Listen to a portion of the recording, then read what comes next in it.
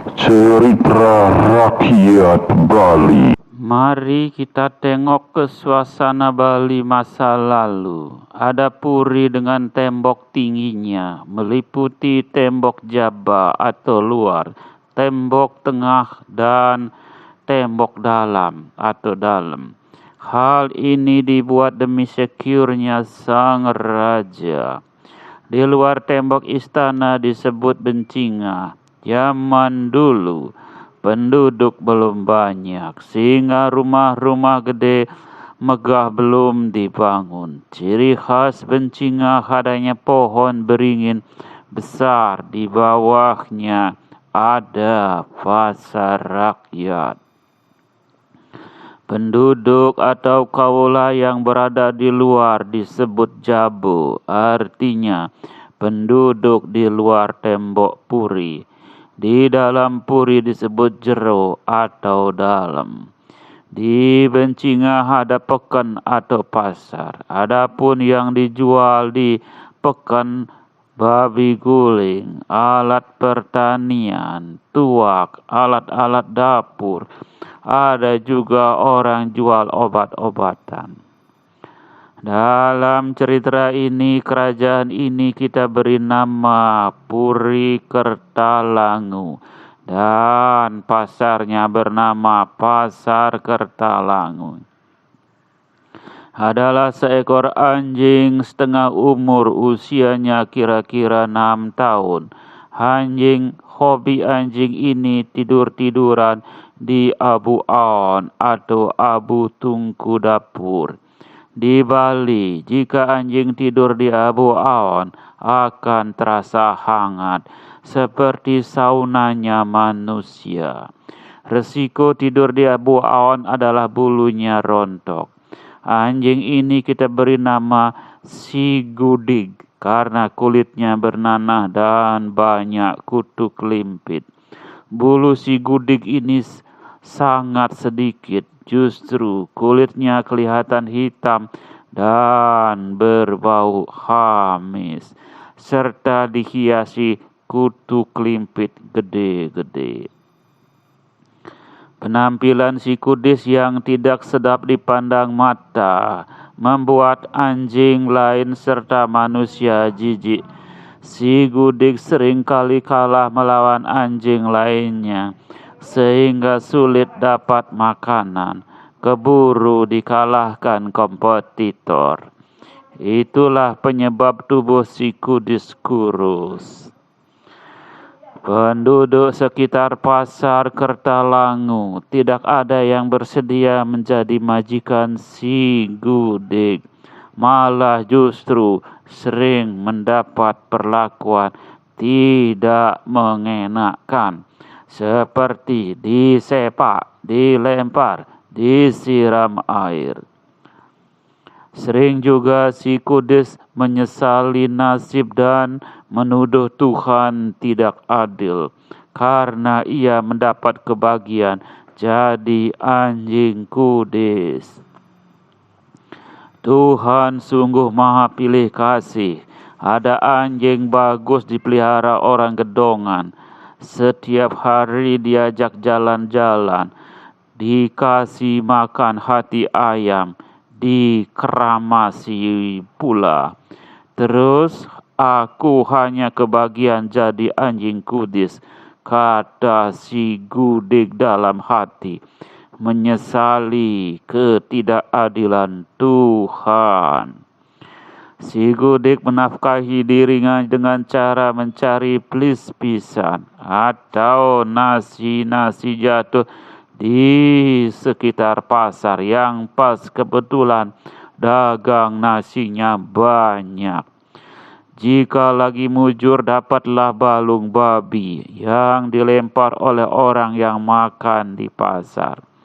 Sisa-sisa nasi yang tidak habis dimakan oleh pembeli, biasanya oleh pedagang, disimpan untuk babi peliharaannya di rumah. Suatu hari seperti hari-hari kemarin, operasi cari nasi rutin dilakukan. Kali ini dia sabar menunggu pelanggan belanja nasi babi guling. Duduk sabar sembari nahan lapar.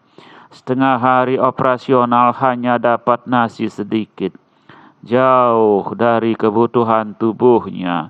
Adalah seorang pembeli langganan menmolah dagang nasi yang terkenal enaknya.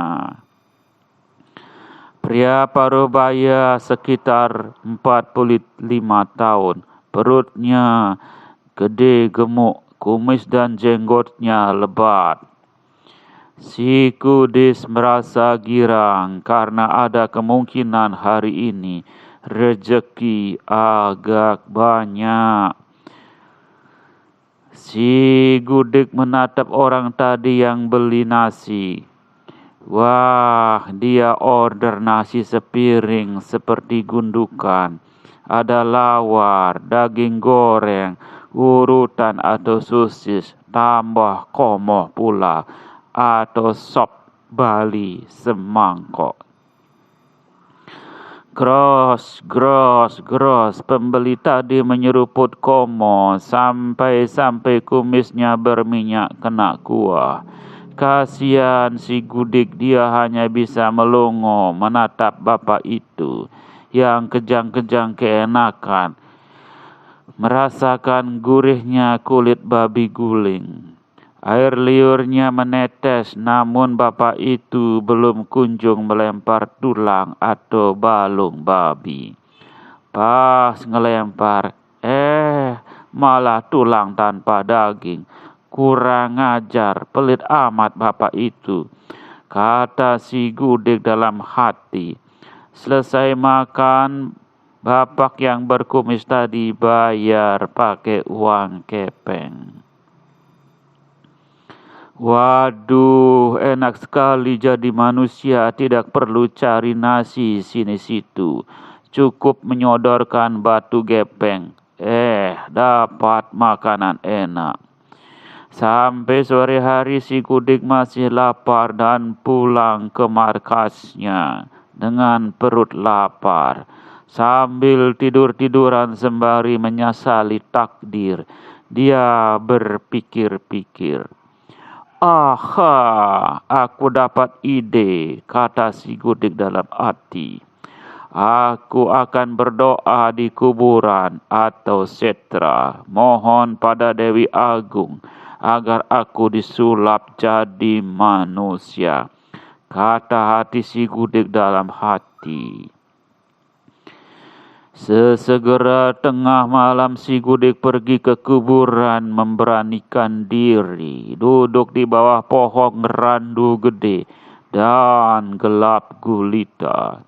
Mulailah dia berdoa keras-keras. Takut kalau Dewi Agung tidak mendengar doanya. Wahai Dewi Agung, hamba si Gudik, katanya Ibu Maha Pengasih. Hamba mohon anugerahmu Dewi. Ubahlah hamba jadi manusia, kata si Gudik keras-keras. Langit bersabda, aku mendengar permohonanmu itu Gudik. Itu mah gampang. Cring, si Gudik berubah jadi manusia. Wah, rupanya Dewi Agung tidak sibuk. Doanya cepat dijawab, kata si Gudik. Terima kasih Dewi Agung yang Maha Pemurah, kata si Gudik. Si Gudik yang sudah jadi manusia tidak sabaran nunggu besok pagi. Malamnya dia tidak bisa tidur atau nyap-nyap bahasa Balinya. Keesokan harinya pagi-pagi dengan gagah dan pedenya ia pergi ke pasar Kertalangu, menirukan gaya manusia yang dilihat kemarin. Duduk di dampar, dagang nasi menmolah, kakinya naik. Aku pesan nasi sepiring penuh plus komo, urutan, lawar, kulit. Jangan lupa sampai penuh, kata si Gudik merintah Men Molah. Si Gudik mengikuti cara makan manusia kemarin. Weleh, tumben dia makan enak. Selesailah dia makan, tibalah giliran bayar. Si Gudik mengeluarkan batu gepeng untuk bayar. Karuan saja Men Molah marah-marah. Preman, ada preman tidak mau bayar, kata Men Molah teriak-teriak histeris. Para pedagang lainnya beramai-ramai memberi paket bogem mentah pada si Gudik. Bag, big, bug, bag, bog. Karuan jadinya manusia jadi-jadian ini bonyok digebuki. Cepet-cepet lari si Gudik ke markasnya. Gila, syukur aku tidak mati digebuki warga. Si Gudik cukup lama jadi manusia karena tidak punya skill. Bisanya cuma nyolong saja, hidupnya jadi susah. Setiap hari digebuki orang. Si Gudik mendengar ada berita, katanya Sang Pati Agung reses atau cuti. Si Gudik dapat ide, bagaimana jika jadi patih kerajaan? Pasti enak hidupnya. Apalagi sekarang masa-masa kerajaan aman. Makan enak, dilayani wong jero atau dayang-dayang. Makan sesuka-suka minta. Itulah yang ada di pikiran si Gudik. Malamnya kembali si Gudik ke kuburan, tangkil atau menghadap Dewi Agung serta berdoa. Maafkan hamba Dewi Agung. Hamba tidak cocok jadi rakyat jelata. Kalau boleh, ubahlah hamba jadi patih. Hamba cocoknya jadi patih. Wahai Dewi Agung. Begitulah permohonan si Gudik sambil merengut wajahnya. Itu mah pekerjaan kecil, sabda Dewi Agung. Cering, si Gudik berubah jadi patih kerajaan. Tinggi besar, kumis tebal, perut gede. Keren juga aku ini, kata si Gudik dalam hati. Suksemo Dewi Agung, kata si Gudik.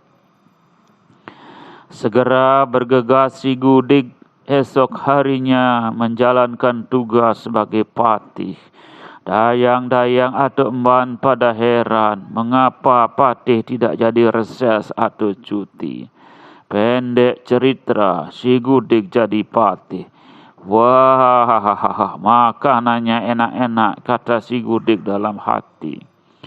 Belum sempat makan, si Gudik dipanggil raja untuk parum atau rapat. Malam-malam juga disuruh rapat karena kerajaan dalam keadaan genting. Sampai sehari belum makan. Rupanya jadi patih sering terlambat makan karena sibuk bekerja. Berakibat perut si patih jadian ini perih. Gile, gua kira jadi patih itu enak. Cukup pura-pura batuk, berkacak pinggang dan makan. Ini malah tidak sempat makan. Malah banyak makan tugas. Begitu si Gudik menggerutu. Mulailah keinginan si Gudik ngelunjak. Selama dia di Puri, dia melihat sang raja hidupnya enak. Banyak dayang-dayang cantik, makanannya banyak pilihan, dan tidak perlu pergi ke sana ke sini. Seperti paman patih yang kemarin-kemarin. Sampai tidak sempat makan. Dengan bengalnya lagi malam-malam si Kudis pergi ke kuburan, berdoa pada Sang Dewi Agung.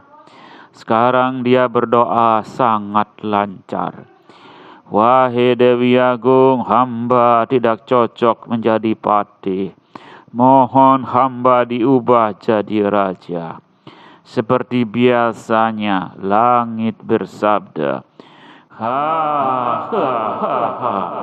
Gudik, kamu tidak perlu sungkan-sungkan. Permohonanmu ku kabulkan." Cering, cering, cering, si Gudik berubah jadi Raja Kertalangu. Pergilah si Gudik ke Puri Kertalangu. Kebetulan sang raja pergi ke saudara beliau di kerajaan seberang laut. Patih-patih pada heran mengapa sang raja begitu cepat kembali ke Puri. Tidak ada yang berani bertanya, dan mereka hanya berani mengira-ngira saja. Sangat senang si Gudik ketika makan malam. Dia sangat lahap makan hidangan istana. Para dayang-dayang heran dan kaget melihatnya. Dayang-dayang tidak ada berani bertanya. Mungkin ini gaya baru, darah biru, makan pakai bunyi capluk-capluk. Kata hati mereka nebak-nebak. Esok harinya, hari Senin, Raja jadi-jadian ini duduk di singgasana dengan gagahnya dan dikipasi dayang-dayang cantik nan harum.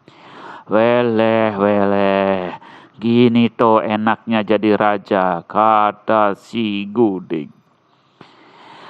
Mulailah masalah datang, para kaula menghadap raja minta keadilan. Si Gudik kebingungan, dia tidak ngerti hukum tata negara, KUHP, perdata dan hukum agama. Dia mulai ngawur memberi putusan, yang terdakwa dimenangkan, yang menuntut malah dihukum. Sekian hari berlalu, keadaan sosial kerajaan Kertalangu kacau balau karena tidak puas dengan keputusan raja. Bahkan ada yang unjuk rasa. Gila, gua kira jadi raja itu enak dan gampang. Mah berat banget, kata si Gudik. Saat di istana dia melihat putra mahkota, hidupnya enak, tidak ada kewajiban. Seperti biasa anjing tidak tahu malu ini, dia pergi lagi ke kuburan tengah malam, menghadap Dewi Agung. Wahai Dewi Agung, mohon dikabulkan doa hamba, kata si Gudik. Gudik, apalagi maumu, sabda langit. Kali ini Dewi Agung agak kesal. Minta maaf Dewi Agung, Maha Pengasih. Rupanya yang sebelum-sebelumnya hamba salah mengucapkan permohonan, kata si Gudik. Terus kamu mohon apa dariku, sabda Dewi Agung. Gini Dewi Agung, hamba cocoknya jadi putra mahkota, kata si Gudik. Itu enteng bagiku. Cering, cering, cering, cering, si Gudik menjadi putra mahkota. Kebetulan saat itu putra mahkota tidak ada di Puri dalam waktu lama. Dengan perlente si Gudik pergi ke Puri Kertalangu. Ampura pangeran, kok cepat pulang, kata dayang-dayang. Jawab putra mahkota jadi-jadian. Masuklah putra mahkota ini ke kamar belajar sang putra mahkota asli. Banyak sekali ada lontar yang harus dipelajari sang pangeran. Kitab ilmu perang, ilmu hukum tata negara, ilmu berhitung, ilmu seni, ilmu hukum pidana perdata. Di meja ada pekerjaan rumah yang harus dibuat. Stres, si Gudik bingung. Gue kira enak jadi putra mahkota, kata hati si Gudik. Esok hari jadwal pangeran sekolah ke asrama guru kerajaan.